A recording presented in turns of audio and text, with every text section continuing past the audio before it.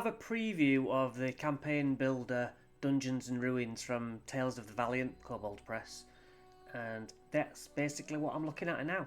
Now, Kobold Press are a very strong Wizard of the Coast alternative, and so as a company I am right behind them. So this is a tiny snippet. In this preview you'll find a portion of the Malign Magic and Mechanisms section. So it's not even all of it, it's just a pure little snip from the part about traps, really.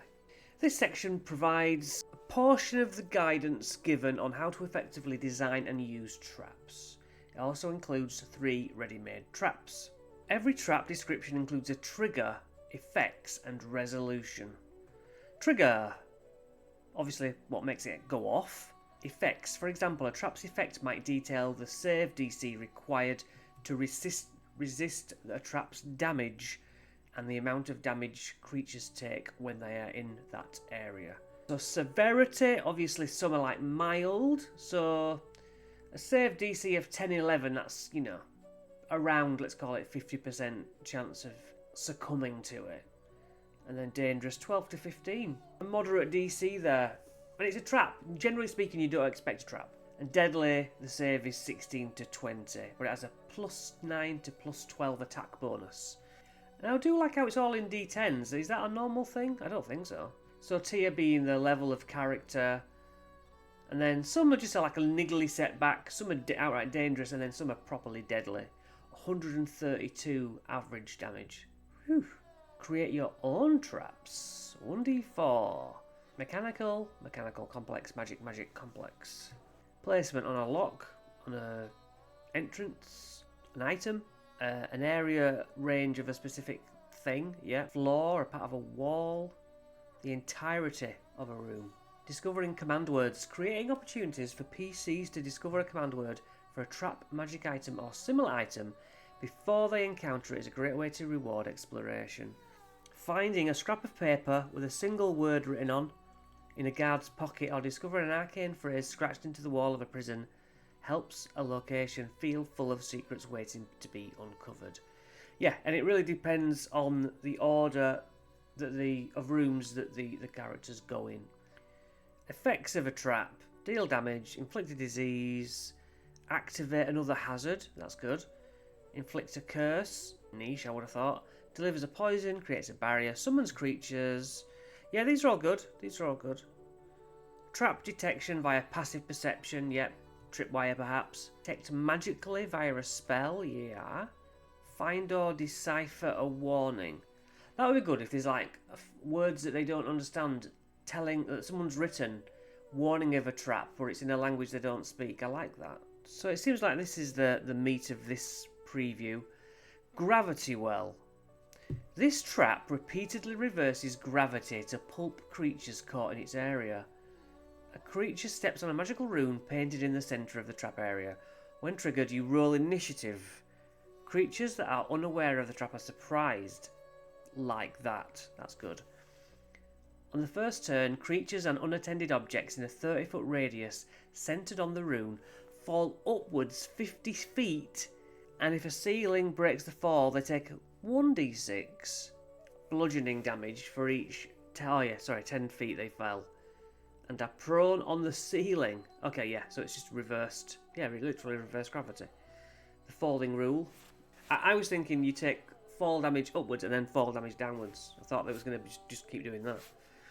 PC can spot the trap with a successful DC 10 and detect the nature of the trigger with a DC 14 Arcana, and you make an athletics check to hold on to something. But yeah, I prefer my idea of it going like that all the time. Hellfire Gout. A tube inset into a wall or statue spews stickly burning alchemical jelly. Okay, so when it was something heavy, does the pressure plate, burning fluid sprays in a cone. DC 14, fair, dex save, 3d8 fire damage, and catching fire on a failure. I do 1d6 fire damage persistence every round. I think WotC do that. No actual mention of persistent fire damage yet. Scorch marks on the floor obviously gives away the trap. Wedging a spike, a dagger, or something else on the pressure plate. It can only be triggered 6 times before it needs to be reloaded. You can change the damage type to acid, cold, or lightning. Hungry Hall. This trap is laid into the floor. Is it going to be a pit trap? No. It's probably going to be this. When triggered, roll initiative. The floor begins to move and the wall with the false door raises into the ceiling, revealing a dark alcove filled with writhing tentacles. Alright, that's like a dead end that is actually a false end with a monster behind it. That's new. I haven't seen that before anyway. On initiative 20, the floor moves any creature 30 foot closer to the alcove. DC 17 dex save, or you fall prone. And you take 3d6 bludgeoning and you're restrained by the tentacles. You take an additional 3d6 damage at the start of each turn that you are restrained still. A creature then uses a DC 15 of whatever to try and get out. I like it, I definitely like it. Pop-up blades. Pressure plate, spring-loaded spikes. Nice. A dozen foot-long blades erupt at varying angles.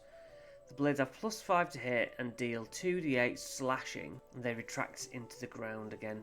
And then it talks about coating those blades in poison for an extra 2d6 poison damage to add insult to injury. Shock lock, which might be this image. This trap is an enchantment that can be placed on any lock. And if you don't say the command word, DC 15 dex save. Creatures wearing metal armor make this save with disadvantage. It's 4d10 lightning damage. That's nice. Typhoon of dust. Loose sand and other small particles whip into a 20-foot radius sandstorm. Just magic. That's how I explain it. 2d6 force damage and must make a strength save or you fall prone. Yeah, fine. I've ordered these 2 books. I haven't backed the one we're looking at here yet. You know, the community of mine doesn't seem very interested in Tales of the Valiant stuff, but I think they might have their minds changed. It's certainly going further and further away from straight up 5e. It's tweaking itself into more of what we actually want from 5e. So I'm holding out hope that some of you become a little bit more enthused in this. Anyway, for now, thank you. Goodbye.